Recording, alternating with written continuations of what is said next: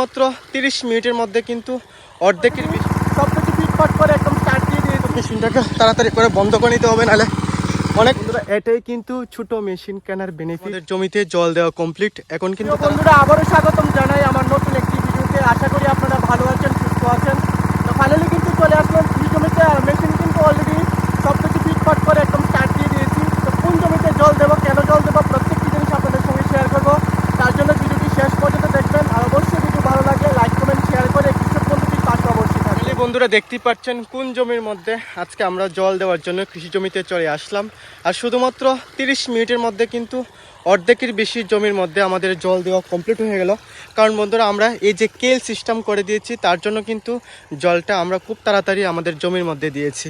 তো বন্ধুরা যারা আমার ভিডিও দেখেন তারা তো অবশ্যই জানেন যে খরগোশের হাত থেকে আমাদের বিন গাছকে বাঁচানোর জন্য কিন্তু আমরা চারিদিকে কিন্তু নেটের সাহায্যে ব্যারিকেড দেওয়ার চেষ্টা করেছি। তার পরবর্তীতে কিন্তু খরগোশের হাত থেকে আমরা বাঁচাতে পারছি না। তো সামনে দেখতে পাচ্ছেন গাছগুলো কিন্তু অনেকটাই সুন্দর লাগছে, কিন্তু এদিকে দেখতে পাচ্ছেন, দেখেন বন্ধুরা কি করেছে।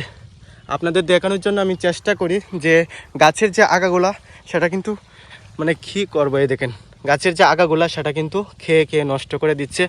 এদিকের গাছের অবস্থা দেখেন একদম খারাপ করে ফেলেছে কিন্তু খরগোশ। তার মানে কি হলো, ব্যারিকেড দেওয়ার পরও খরগোশ কিন্তু চলে আসছে আমাদের সেই জমিতে যেখানে আমরা বিন চাষ করছি। দেখতে পাচ্ছেন এদিকের অবস্থা কি করেছে।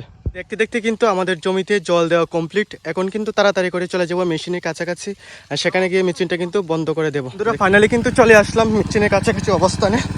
তখন কিন্তু মেশিনটাকে তাড়াতাড়ি করে বন্ধ করে নিতে হবে, নাহলে অনেক জল জমে আছে।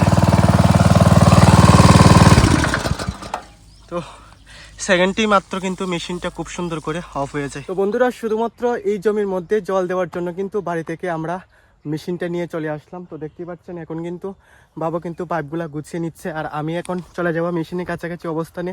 মেশিনের স্যাংশন পাইপ বলুন, ডেলিভারি পাইপ বলুন, সেটা কিন্তু খুলে নেব। আর শুধুমাত্র 1 থেকে 1.5 ঘন্টা সময় লাগলো। তো বন্ধুরা এটাই কিন্তু ছোট মেশিন কেনার বেনিফিট। যদি বড় মেশিন আমরা কিনতাম, বা আগের যে দমকল আমাদের ছিল 4 জন লাগতো এখান থেকে এক জায়গা থেকে অন্য জায়গায় নিয়ে আসার জন্য, তো তখন আমরা কি ভাবতাম, না শুধুমাত্র একটি জমিতে জল দেব না, এমনভাবে 3টা 4টা জমি হোক একসাথে জমি দেব। কারণ এত বড় মেশিনটা নিয়ে যাব, তারপর শুধুমাত্র একটা জমির মধ্যে জল দেব, তারপর আবার মেশিনটা সরিয়ে নেব, তো এটা সম্ভব না। তো যেহেতু ছোট মেশিন কিনলাম, তার জন্য কিন্তু শুধুমাত্র 1 থেকে 1.5 ঘন্টা একটা ছোটো খাটো জমির মধ্যে জল দেব, তার জন্য কিন্তু আমরা মেশিনটা নিয়ে চলে আসলাম। তো এটাই কিন্তু ছোট মেশিন কেনার সব থেকে বড় একটা বেনিফিট বলতে পারেন। ছোট মেশিন কেনার বেনিফিট অনেকটি আছে, কিন্তু এটাও কিন্তু ছোট মেশিন কেনার একটি বেনিফিট।